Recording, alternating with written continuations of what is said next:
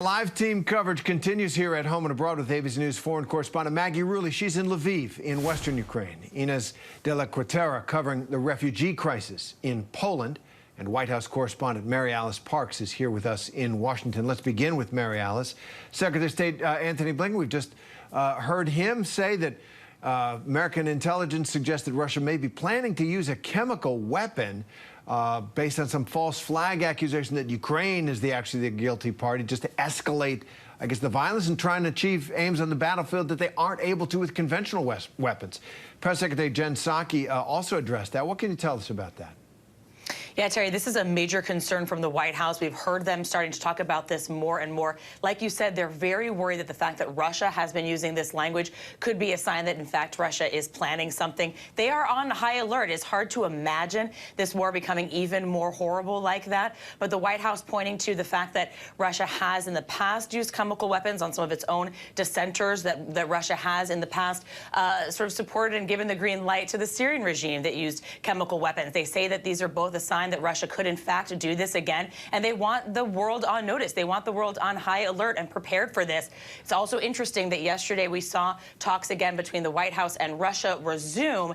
The White House saying that that was because they wanted to give a strict warning back to Russia, an open line of communication that we have not seen. They wanted to give a warning that there would, in fact, be severe consequences, they say, if Russia were to go this route.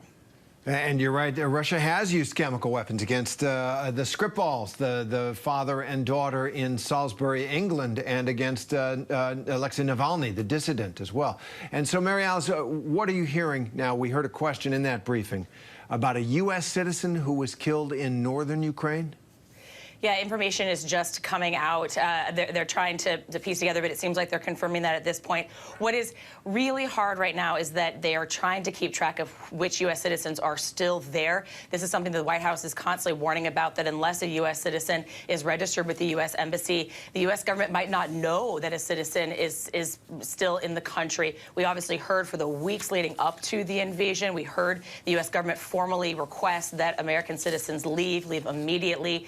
There were still commercial flights at that point. And we've heard the White House say that they've been really worried about their ability to protect any U.S. citizens at this point. This is obviously just a worst-case scenario. I mean, just another tragedy in a long list of tragedies that they're watching every day.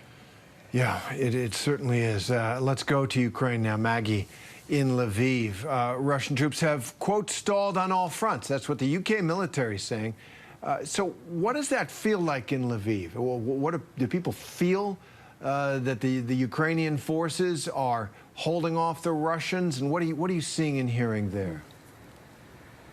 Yeah, Terry, definitely. I think there's this confidence here on the ground. Pretty much everyone we talk to says not only do they want to fight, but they believe they're going to win this war. And as the week ticks on, we're now in the 4th week of this war. People are getting more and more confident. I mean, remember, Terry, you think back to the beginning, before Russia even invaded, most experts were saying that maybe a day or two before Russia took Kyiv away from Ukraine. Here we are, Terry, again, into the 4th week. And now those same experts are saying it's if Russia can take Kyiv from Ukraine. I mean, this is a huge shift. We're now seeing Ukrainians launching counterattacks. You know, they have some of their top commanders in the Kyiv region as well. There are battles there almost constantly. But, Terry, what's concerning is that both countries are still so focused on that capital. We just heard Mary Alice talking about this potential use of chemical weapons, this big fear that everyone has. And the concern is that if both countries want Kyiv, but Ukraine right now is just not letting Russia take it, what is President Putin going to do next? We already see him shelling and bombing indiscriminately, seemingly to target civilian areas. Would he go that next step? Would he use a chemical weapon? That's some of the big concerns right now here on the ground, Terry. Absolutely. Inez, let's go to you on the other side of the border there in Poland. This is the largest refugee crisis since World War II. Millions of people expelled from their homes, on the road, looking for help, for shelter, for everything. U.S. refugee officers have been sent to Europe to help Europeans. What are the U.S. officers going to be doing? What can the U.S. government do to help? Hey, Terry, yeah, so the Department of Homeland Security is saying that refugee officers have been sent to Europe. They're going to be helping screen Ukrainian refugees, and they're going to assist in their resettlement process. The U.S. has been facing growing calls to accept more Ukrainian refugees. So far, the U.S.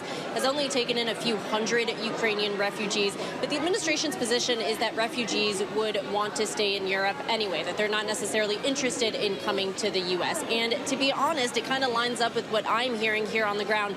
Most refugees say that they want to stay close to Ukraine. They're not even interested in going to other parts of Europe necessarily, which is part of the reason Poland has taken in so many refugees, because these refugees want to stay close to home. They want to be able to go back to Ukraine as quickly as possible. We were at a border crossing earlier today, and there was already a long line of people waiting to get back into Ukraine. Some people in that line told us they'd been waiting for over an hour. They all had different reasons for being there. So some were bringing in humanitarian supplies, some were going back to join the fight, some just wanted to be with family members. But it just goes to show, how much these people love Ukraine. They want to be in Ukraine. They don't want to be here. The people you're seeing behind me do not want to be here. They've just been displaced by this horrible war.